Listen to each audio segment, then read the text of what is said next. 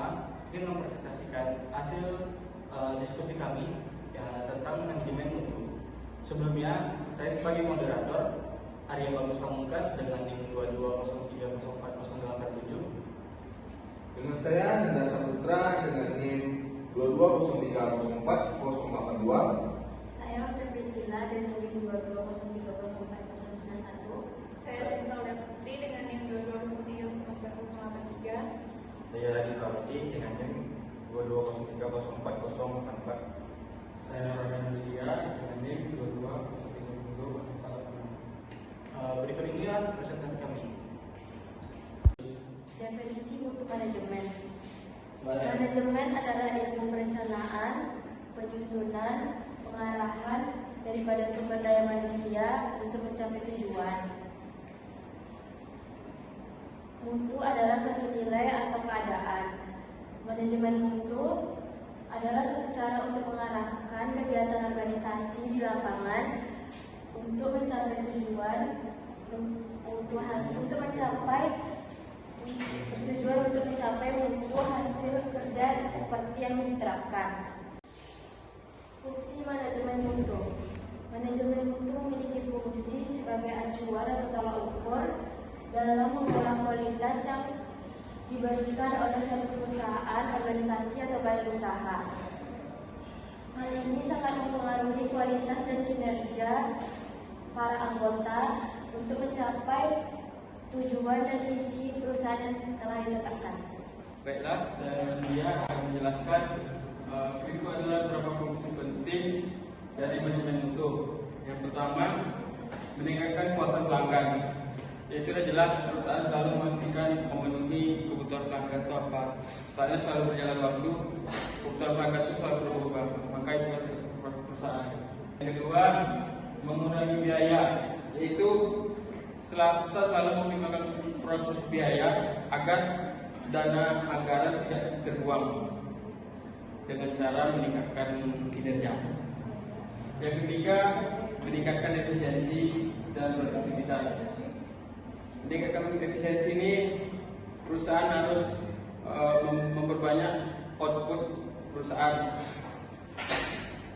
agar biaya dan waktu itu tidak memakan banyak waktu sehingga pekerjaannya tidak memakan waktu jangka panjang. Yang keempat, meningkatkan reputasi perusahaan.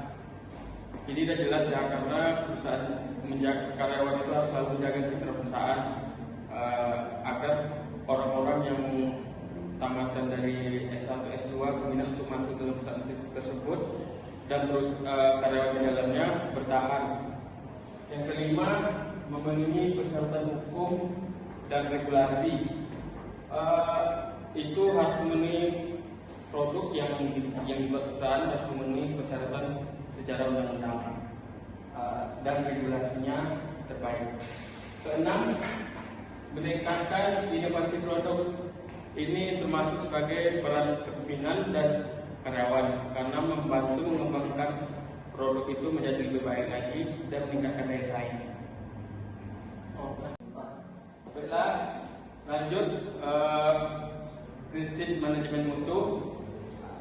Itu ada 8 komponen. Yang pertama, fokus pelanggan. Terus itu dengan cara selalu memenuhi dan melebihi kebutuhan pelanggan agar pelanggan tersebut loyalitas dan pembelian secara keberlanjutan. Yang kedua, kepemimpinan. Itu peran pemimpin ini sangat berpengaruh terhadap hasil kinerja karena dia selalu mengawasi dan menjaga situasi tetap kondusif dan selalu memotivasi karyawannya untuk mencapai tujuan organisasi.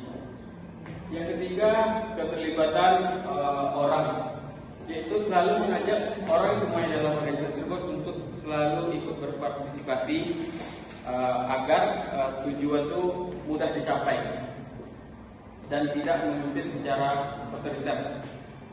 Yang keempat, pendekatan berbasis proses, yaitu melakukan proses yang saling terkait agar manajemen mutu ini selalu menciptakan produk yang berkualitas. kualitas. Yang kelima itu ada namanya pendekatan sistematis untuk manajemen. Itu maksud di sini ialah mengelola proses tersebut dengan sistem.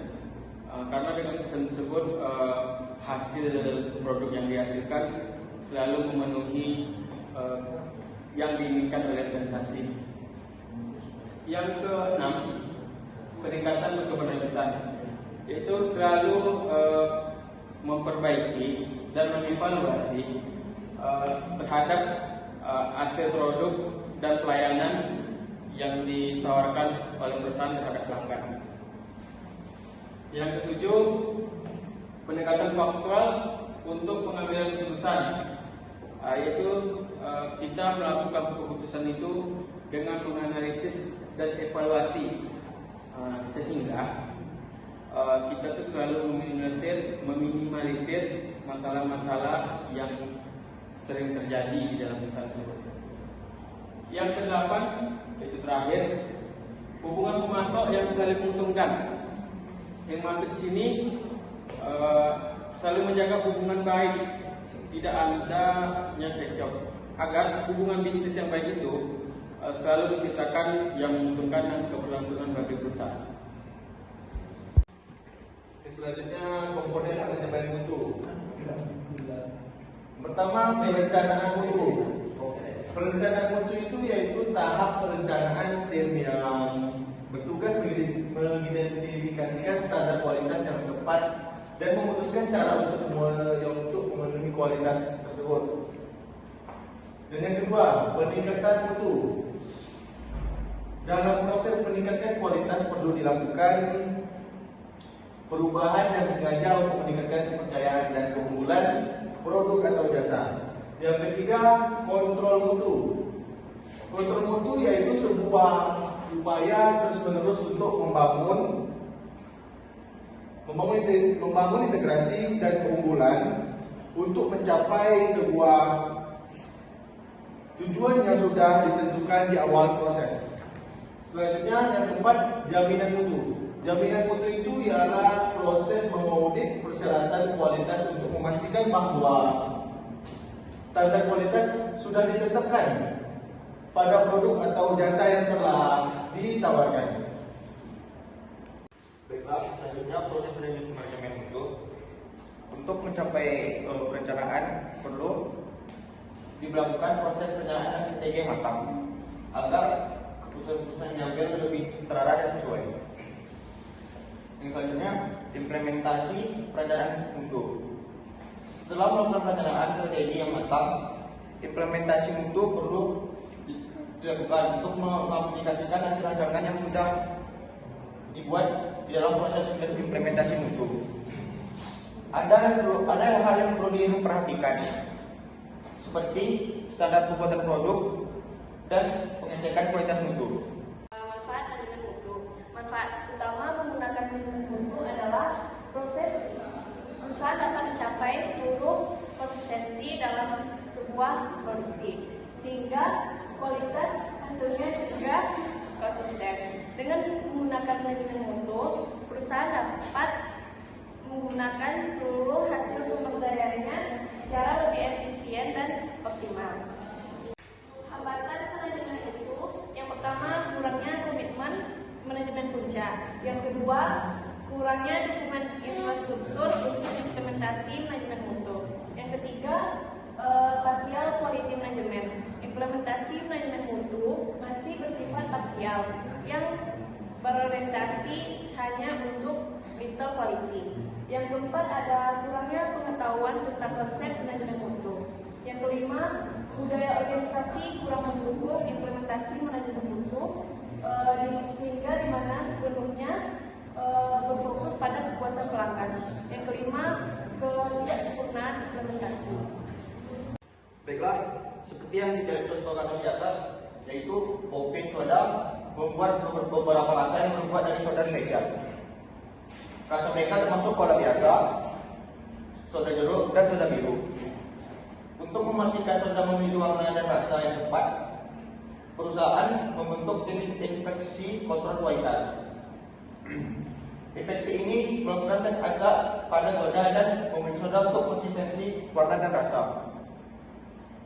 Mereka juga memastikan kaleng soda tidak bocor dan terbuka dengan mudah. Jika tim infeksi menemukan kesalahan atau perbedaan dalam proses soda, mereka dapat menghentikan produk hingga masalah teratasi. Juga mobil soda secara teratur menjalankan studi dengan orang-orang yang menguji soda untuk rasa dan warna. Berdasarkan hasil, perusahaan melakukan penyesuaian untuk memastikan rasa dan warna soda yang terbaik. Baiklah, saya di sini akan menyampaikan kesimpulan dari presentasi yang telah kami lakukan tentang manajemen mutu. Konsep manajemen mutu sebenarnya pada dasarnya berkaitan dengan konsep manajemen dan yang dimulai dari perencanaan, pemrosesan, pengorganisasian hingga pengarahan demi mencapai kualitas ataupun mutu. Manajemen mutu merupakan salah satu cara dalam mengelola suatu organisasi agar organisasi tersebut komprehensif dan terintegrasi. Manajemen mutu diarahkan dalam rangka yang pertama itu mencapai kebutuhan konsumen dan mencapai peningkatan secara terus-menerus dalam setiap aspek aktivitas organisasi. Pentingnya implementasi dari manajemen mutu ini terhadap produk dan proses produksi dapat meningkatkan keloyalitasan pelanggan, juga meningkatkan keunggulan bersaing antar organisasi. Ya, sekian presentasi dari kelompok kami. Semoga yang kami sampaikan bermanfaat bagi teman-teman kami semua. Jika ada kesalahan, kami mohon maaf. Assalamualaikum